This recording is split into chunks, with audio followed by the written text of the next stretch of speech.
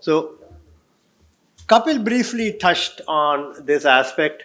So again, our emphasis here is to teach you the basic principles and not totally go into the theoretical aspects.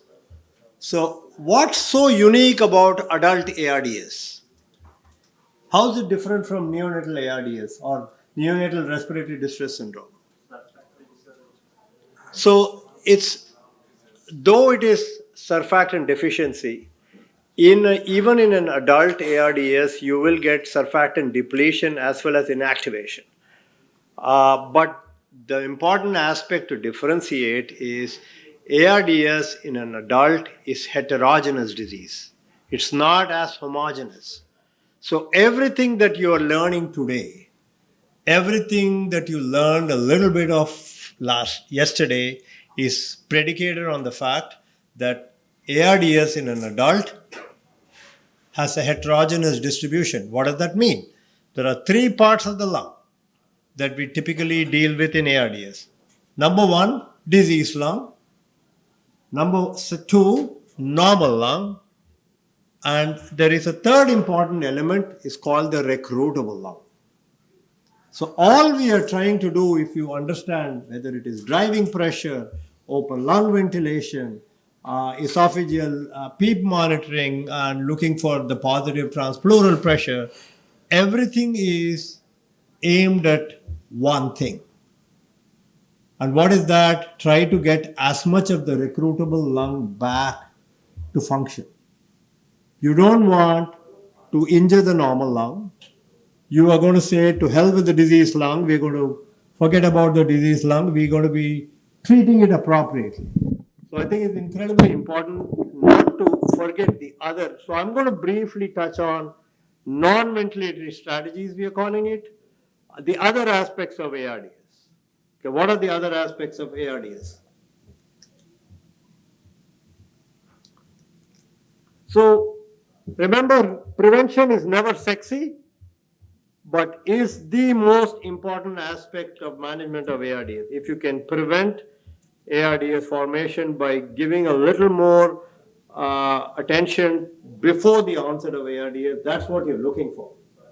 And the whole strategy of preventing ARDS, a lot of people, I'll give you a few identification.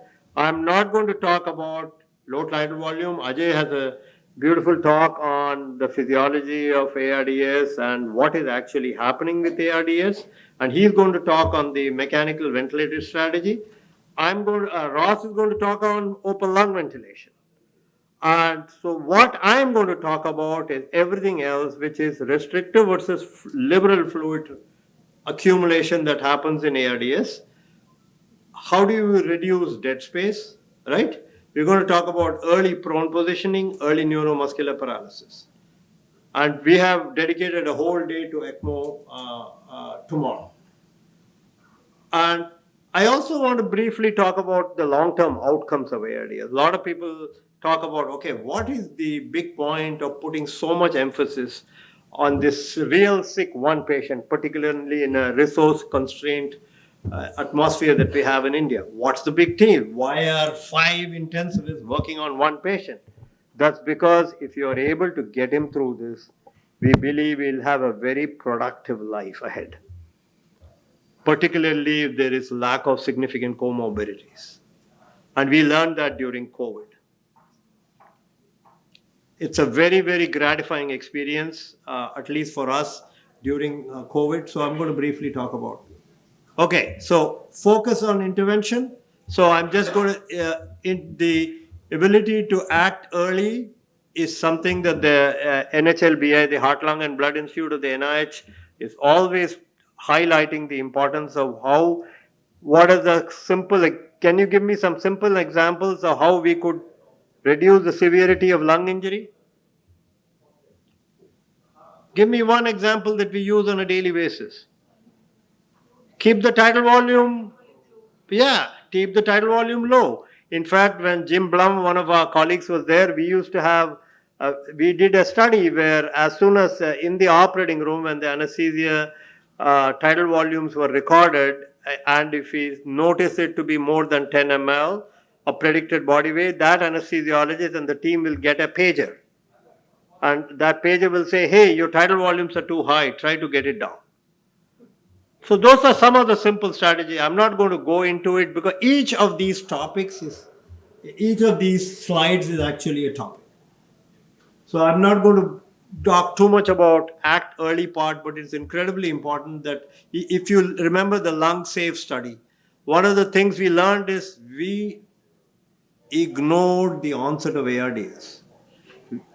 Across the world, we realized that half the time we were not even aware that this patient was actually in the territory of mild ARDS before we woke up and started doing other things. So the other important aspect is source control.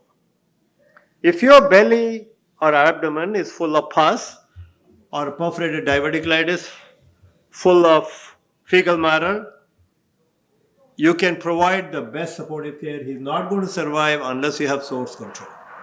So it's incredibly important that we sometimes lose the big picture. We concentrate, oh, his P to F ratios are bad and this and that, but there is something else going on. Why is a guy who had routine operation and suddenly gone into ARDS? If he's had he's had likely a ball injury. It doesn't need a rocket scientist to figure out if somebody has a ball injury. It can be subtle, but it's incredibly important to realize if somebody out of the blue suddenly has multi-organ dysfunction, beginnings of acute kidney injury, beginnings of acute respiratory distress syndrome, you have to think there is something else going on that is inciting this event. So source control is an incredibly important aspect.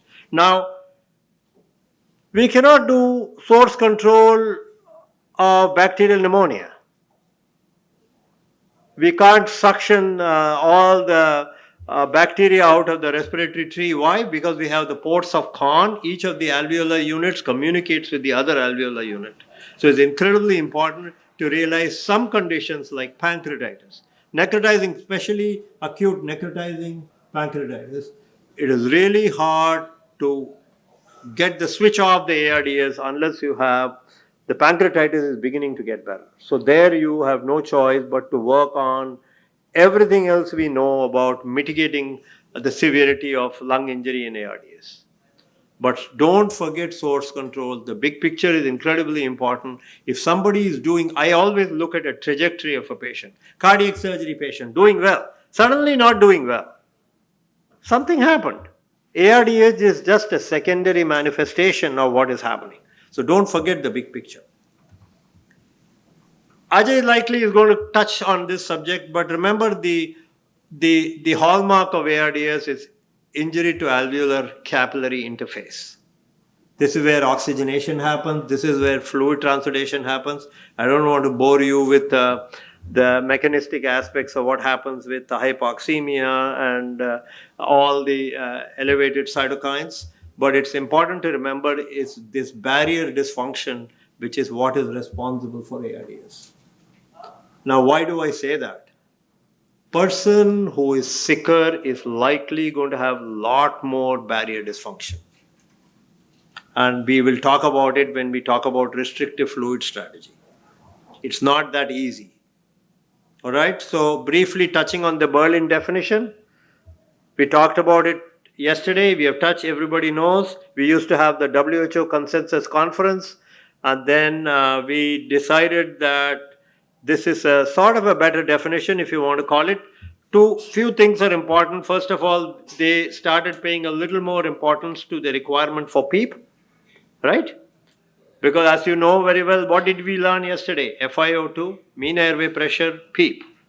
These are some of the elements where that allows us to increase the oxygenation. So PEEP was added to it. More importantly, acute lung injury was eliminated, and we now call that category as a mild ARDS.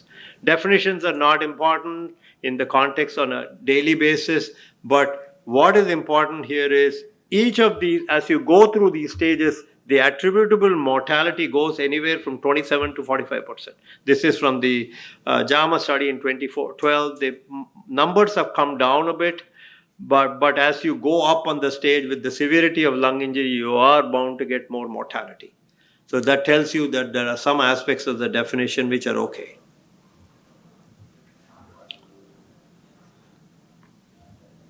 So let's talk about this. I love this slide. This was published in 2012, and when you look at strategies of what can we do, and these are the various strategies that we have evolved over a period of 20 years. When I was a resident, the ARMA study got published. And the ARMA study, the low tidal volume study, Roy Brewer, New England Journal of Medicine, everybody freaked out and said, oh my God. Now, why is this important? Typically in ARDS, anytime we have a mortality benefit, particularly at 90-day mortality compared to a 30-day mortality, even a 30-day mortality, we all run towards that study. Achieving a mortality benefit in a comprehensive topic like ARDS is a big deal.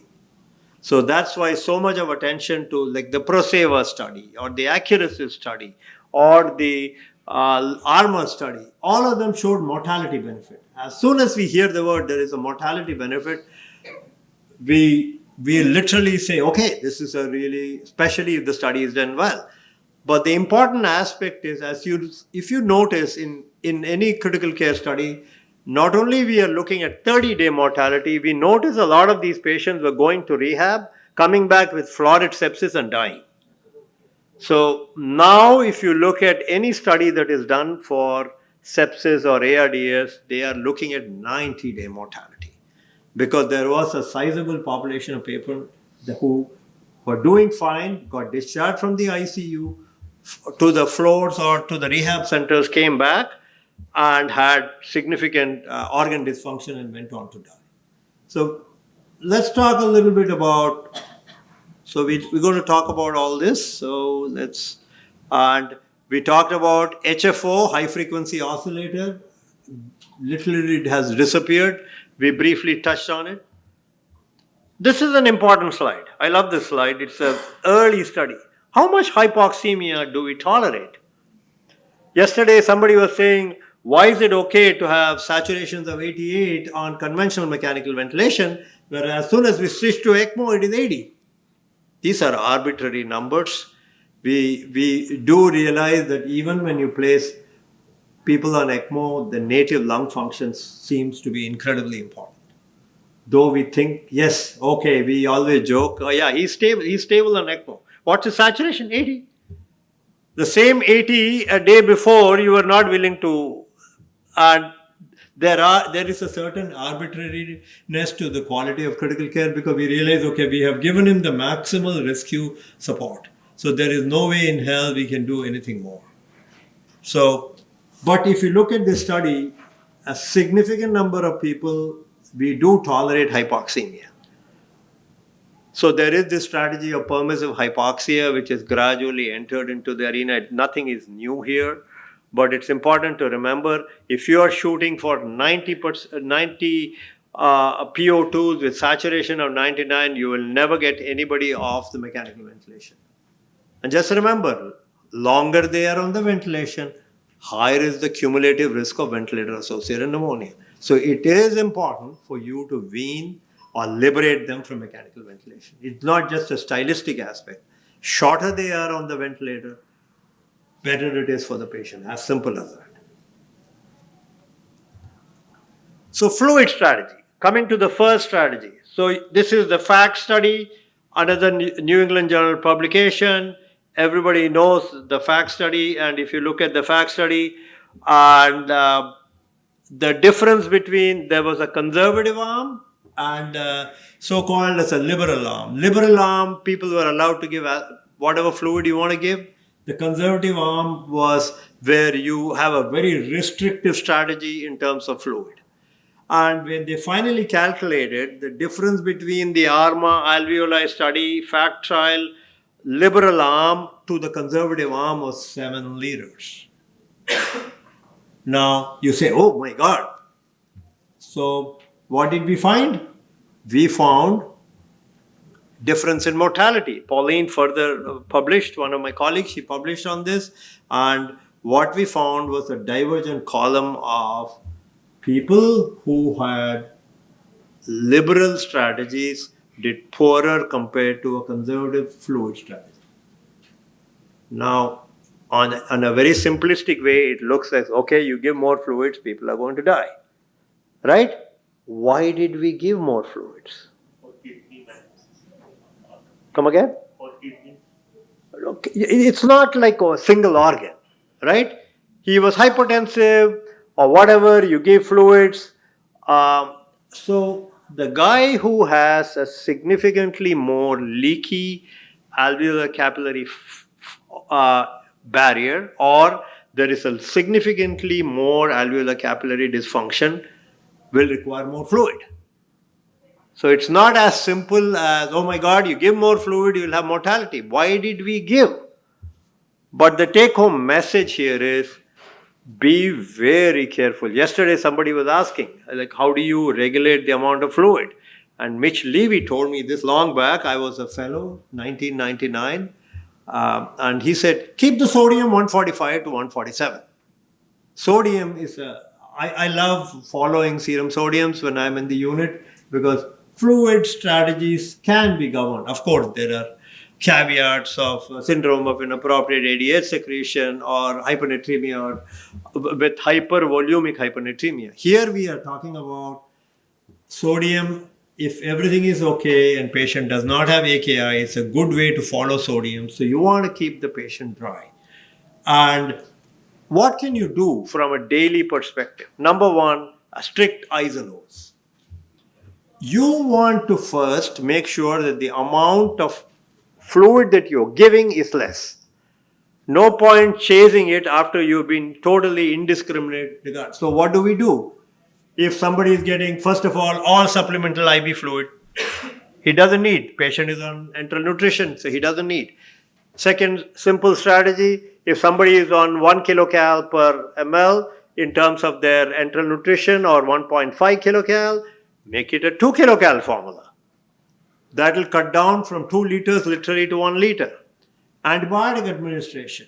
Every antibiotic requires a certain amount of fluid administration to dissolve the antibiotics. So what do? We ask the pharmacist, what's the minimal amount of fluid these antibiotics can be safely administered? So it's incredibly important for you to remember that amount of fluid you give can be regulated by you, paying attention on a daily basis. This is a simple algorithm that I found in one of the articles, and is based on the FACT trial. Is they measured CVP. Of course, you got to remember with CVP, Ross loves CVP. Everyone of us hates CVP. No, there is nothing good or hate or like about any of this. Very low CVP and very high CVPs are believable. Something in between is not. But I like their strategy, and we liberally use diuretic therapy. We liberally use diuretic therapy. As I was telling you yesterday, many times our patients are transferred in from other facilities. By the time they are coming to us, they're already 10, 12, 18 liters positive. So their body weight, so we will use diuretic therapy. One strategy that I find sometimes helpful, especially in somebody with borderline hemodynamic function, is a drip. Lasix drip rather than a bolus. We start with a bolus and then we titrate per shift. Okay, I want to see if I can make him minus 500 a shift. A shift for us is 8 hours.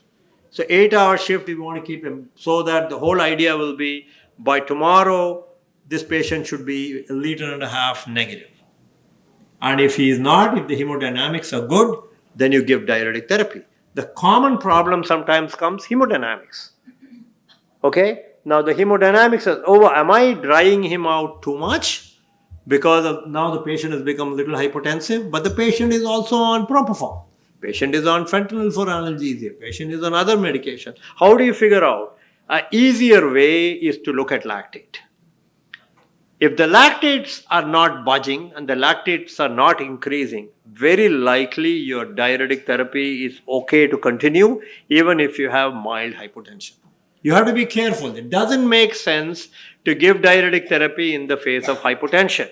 But if you are able to clearly show the hypotension is likely from all the sedatives that you are using and the analgesia that you're using, then it is okay to do that. You have to be careful, and a good way to do that is measuring serum lactate.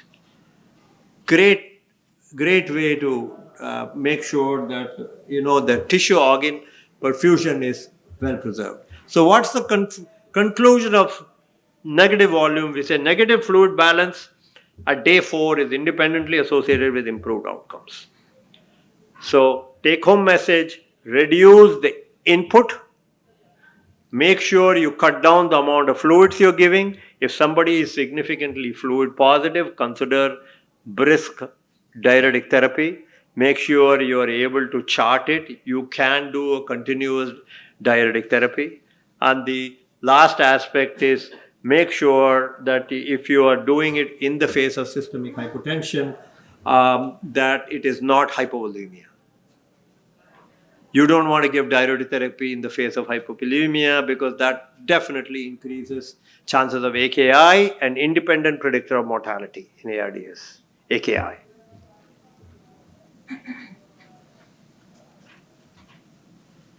Okay, so this is what we talked about.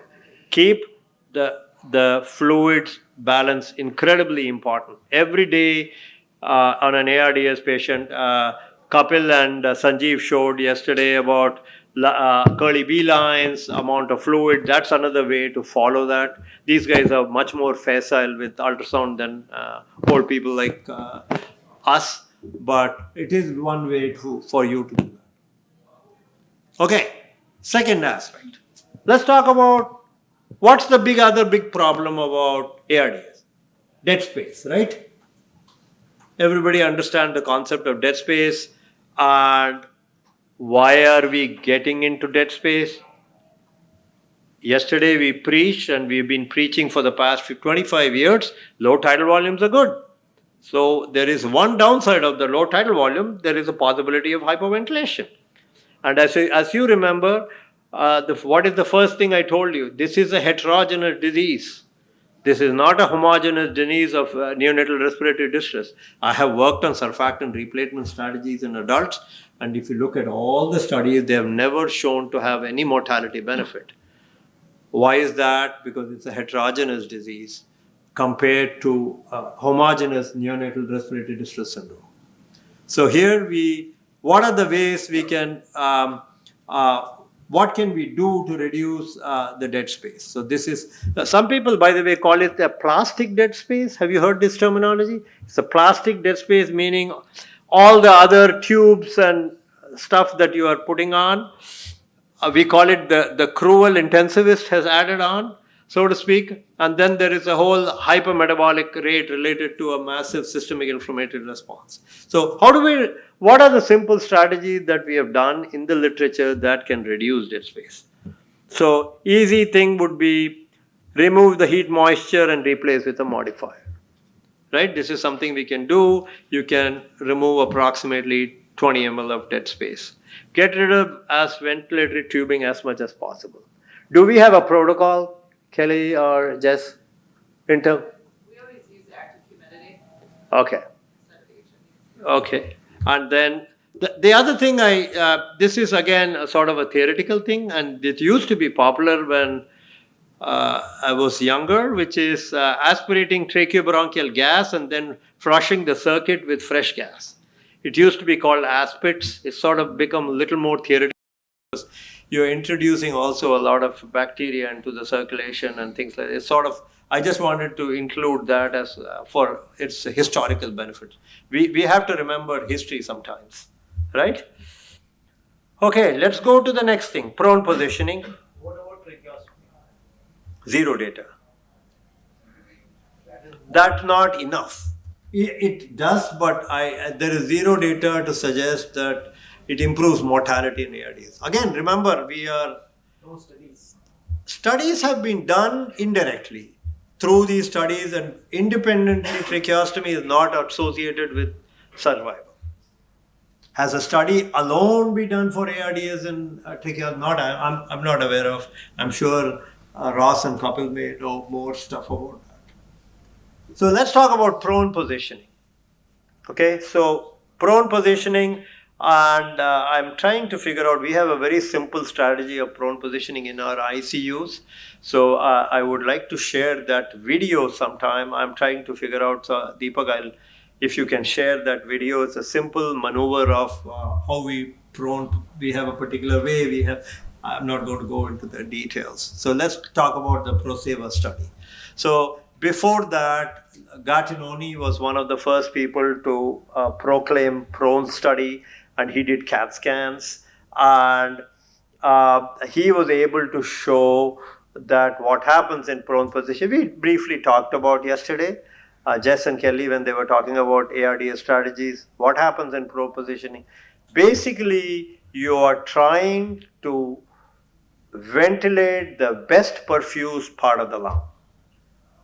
So there are two aspects of prone positioning. One is the posterior aspect that's incredibly well perfused, is now full of fluid and debris. When you are making them prone, you're trying to improve the VQ mismatch by adding much more ventilatory support to an area that is incredibly well perfused to begin with. The second aspect is the drainage. The second aspect is the drainage. In fact, some people early on have combined it with surfactant, which can act like a agent of clearance of the debris in the past. When we used to do liquid ventilation, that's what we used to use surfactant for. So ProSeva study, remember this study, it's important. And few things to remember. Number one, in this study, they instituted it very early. Don't forget that. And again, as I said, mortality benefit. This study showed mortality benefit. And if you look at that prone group, important thing to remember here, look at the separation of the curves. It starts so early. So that tells me that this particular intervention is a real intervention, right? So we use prone positioning as a salvage strategy. Somebody was asking, when do you decide when to do prone, this and that? So one technique that we have, remember yesterday we said, if you see some sort of a normal lung, keep that lung dependent. Remember, this is a heterogeneous disease. So if the left lung looks better than the right lung, we keep the left lung down.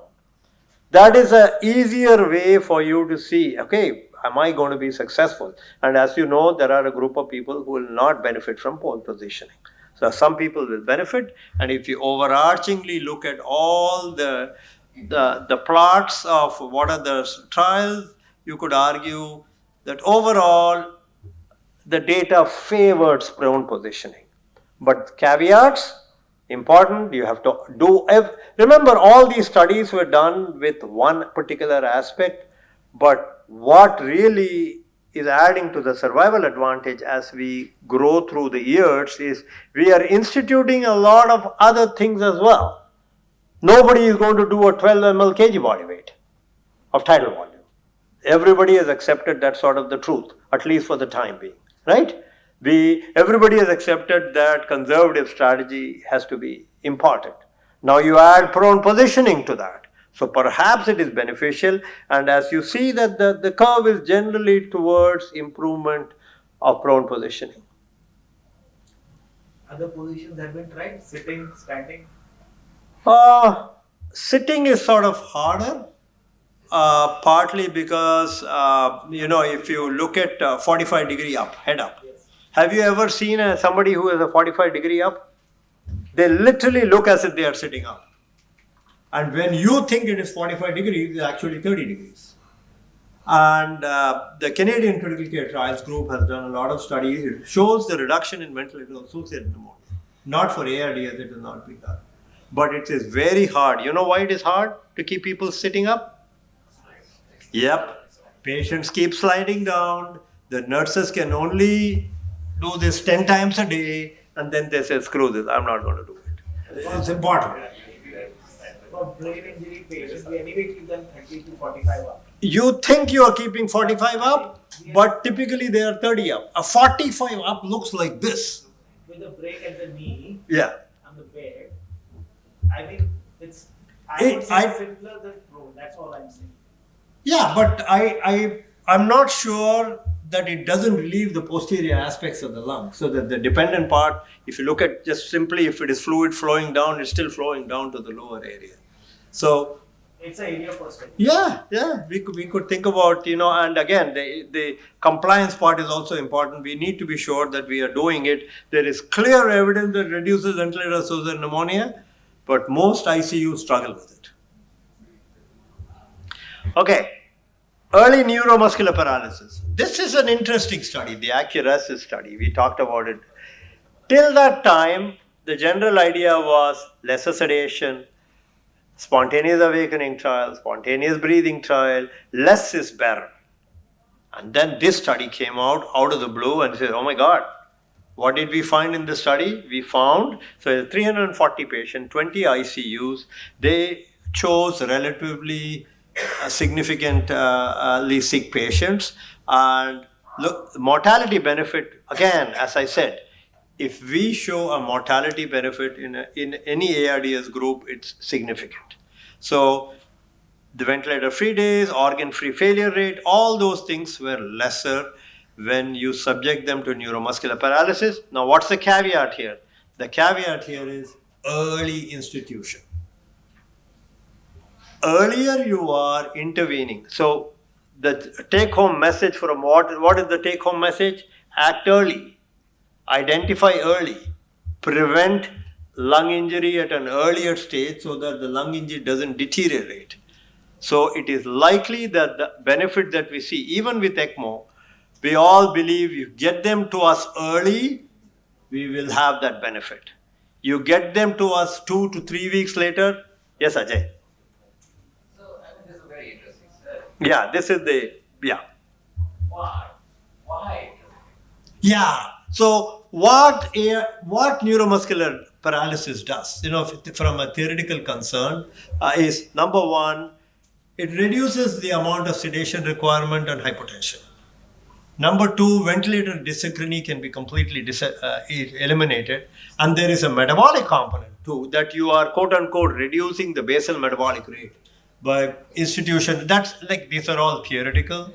Our friends in anesthesia have been looking at inhaled, what was that, Ross, was it halothane, that the recent study? That isoflurane, inhaled anesthetics in ARDS.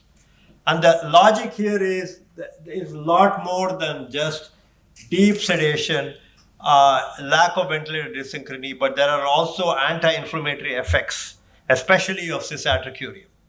And as you know, we use cisatracurium was what is used in this study for the Hoffman's elimination. Yeah. So should we use sedation along with 100%. You can't paralyze somebody without adequate sedation. If I do that, my nurses will hang me on a piece of whatever. Oh, we have this trouble. Patient is, how much patient got transferred? Our last patient, Jess, our patient that we put on ECMO together, he came on 20 milligrams of Ativan an hour. I said, okay, let's institute neuromuscular paralysis. They said, can we cut it down to 10? They will not be happy. So finally I said, listen, 10 milligram of Ativan is enough for a blue whale. Forget a human being. 10 milligram, do you know how much Ativan they used to give us for screening colonoscopies? You guys haven't reached that age. 0.5 milligram of Ativan for a screening colonoscopy, and I was sleeping the whole bloody day. And here we are talking about 20 milligram an hour. So remember that. So I think context is important. So from yesterday's talks, what is better in terms of statistical information, APRV or this? Because there are two If there is zero data to suggest APRV has mortality benefits. So obviously then we should go towards sedation thing because this has shown to be mortality benefit. Provided it's early. Provided it is early. No, your point is, so there is some institutional bias as well. If you're working at University of Maryland, they would prefer APRV. They like APRV, and when other people question that, they will say, listen, you guys don't know how to do APRV, we know how to do APRV. So there is always this thing. Same thing happened with the high frequency oscillator. Yeah, from a study perspective, if you are early, we definitely prefer neuromuscular paralysis and early pro. They are saying within 72 hours. That is early for ARDS. Because Average transfers we get is 7 to 10 days after the onset of ARDS. if you see the proning study, that is 48 hours. Yeah, So early, they're early. going ultra early. Yeah, that's early. Yeah, if it happens, see, it all depends on what kind of an institution you are. We are a much more of a larger referral base. So I'm sure Ajay's institution is also a large referral basis. So these guys are literally there for 7 to 10 days and then they transfer us. And any studies that show that if you do it late, then there is no advantage. The advantages are much less. But still there is. Well, it depends. There are extended prone studies. Some of them extended it to 96 hours. Some of them said after Paralysis. neuromuscular paralysis. This study was done for Early neuromuscular paralysis. Do I do neuromuscular paralysis?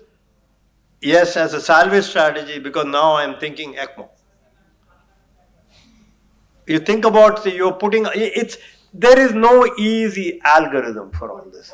For neurotrauma patients, this is very attractive, and this is what we do anyway. We put them in high-pentone coma with neuromuscular. But that you are primarily doing for your therapeutic intensity levels, right? Yeah. Those For patients- ARDS, so pentobarbiturates are negative anotrones too. So that's not good either, right? But you are doing it to reduce the metabolic rate because you have exasperated all your other things, right? But will that contribute? Pentobarbiturates we have never used in ARDS. We use it more for the basal metabolic demand in severe TBI, and that's why it's what stage 4 therapeutic intensity level. First, we do osmotherapy and other things way before. Okay, this is a conclusion study, if you want to call it. Various things. There are a group of people who Love steroids. All the Italians love steroids, including my colleague Lina Napolitano. She loves steroids. Everybody gets steroids. Oh my God! You tell her because she's good friends with Umberto Meduri. All the studies. So very little data to suggest that routine use of steroids are beneficial for ARDS.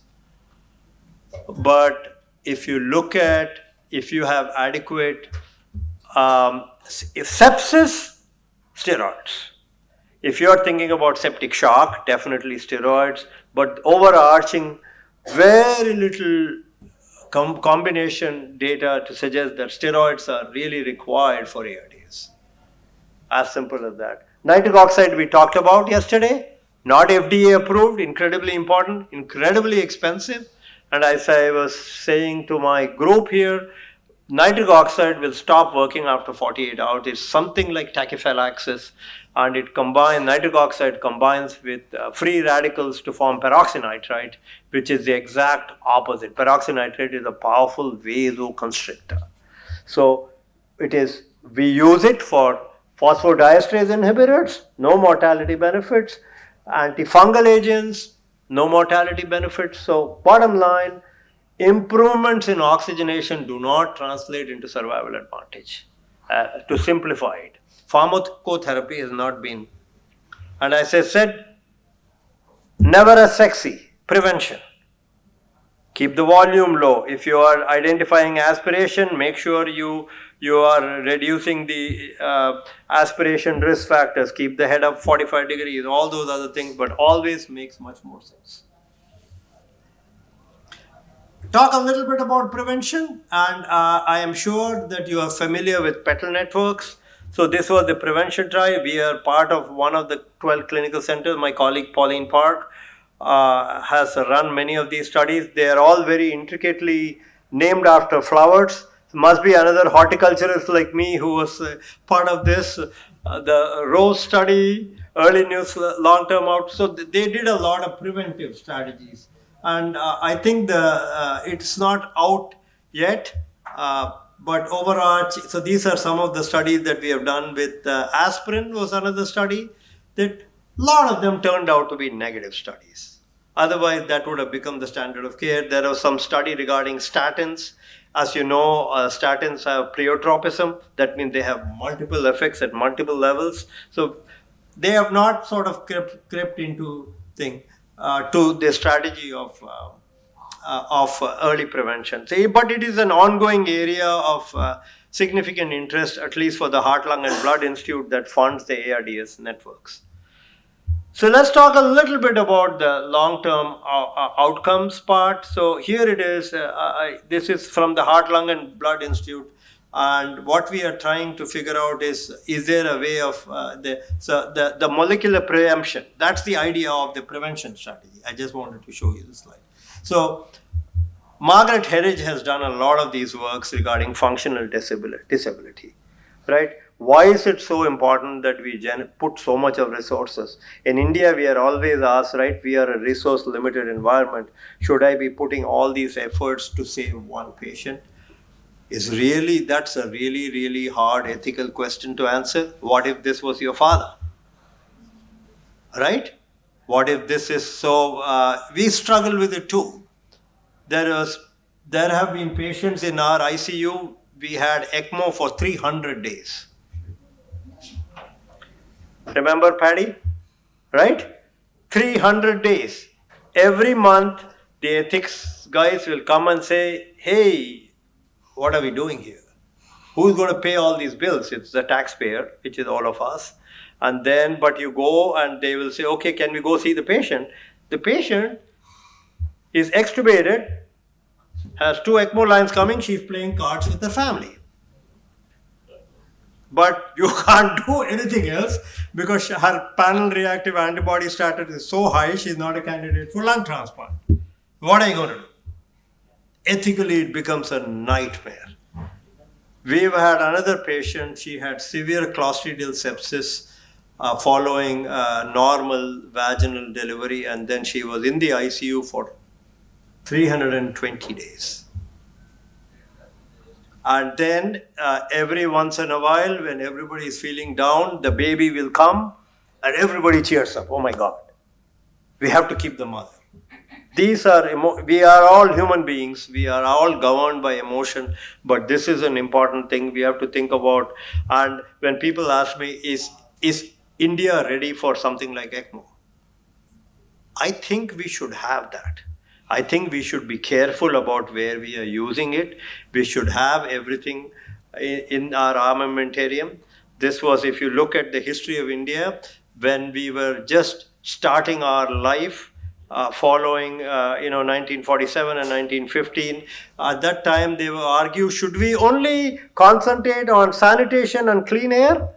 We need that first, or should we go after steel industries and rocket launching?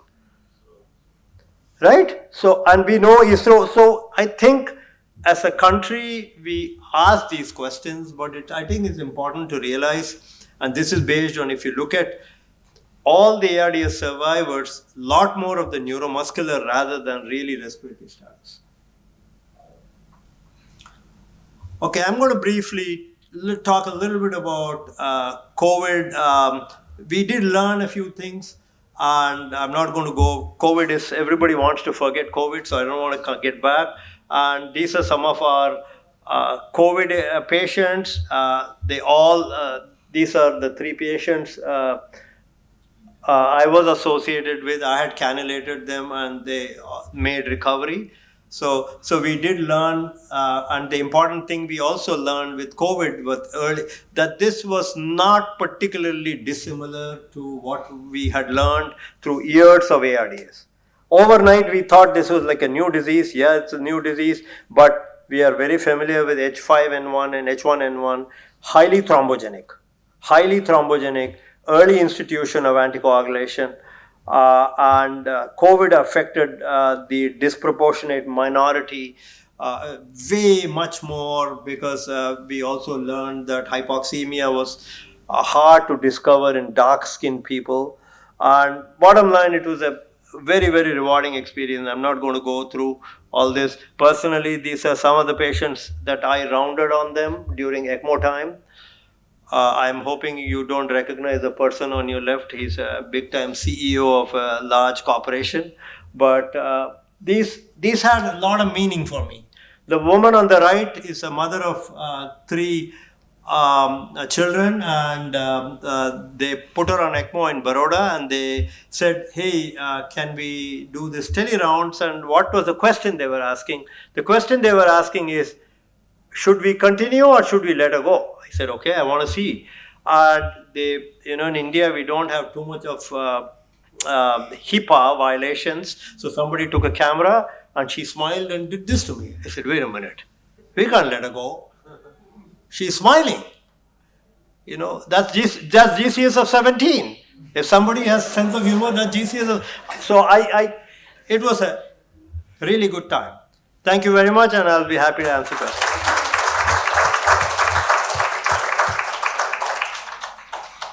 Questions, comments?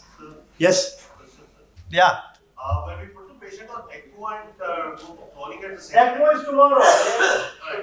This is not like there is. I know we have this habit of going towards the most technological. ECMO will talk tomorrow. Can you put patients on prone after ECMO? The answer is yes. It will take how many people it takes, Steve? 10 people. Yeah. Do we take, have I operated on patient on ECMO? All the time. Have I operated on the chest? Yes. Have I operated on the abdomen? All the time. Have I taken them to the CAT scanner? Yes. Everything is possible, but believe it or not, sometimes to fit all that stuff, if you have a CRRT machine, you add the ECMO panel, the ventilator, even our large elevators becomes a problem. Yes, you can do that, but we'll talk about it much more tomorrow. Any other? Yes. What do you use this? Role of immunomodulators or immune checkpoint inhibitors. Immune checkpoint inhibitors, zero data. My wife works on immune checkpoint inhibitor. I'll ask her this, but I don't think it has ever been investigated in the context of. I don't think anybody has looked at PD1 expression and PDL1 expression in years. I'm not aware if you are aware of it. It's sort of become so fashionable to use immune checkpoint inhibitors for everything, but all literally in the face of cancer. There is a new study published in Nature last month. Everybody who got an mRNA vaccination did phenomenally better with immune checkpoint inhibitors for all cancer. So there is certain, we have looked at what is that antifungal for immunomodulation? Ketoconazole. Ketoconazole has been studied in the past for ARDS. The idea was immunological modification, negative study. So lots of things have been studied, but we have also not studied them in multiple combinations.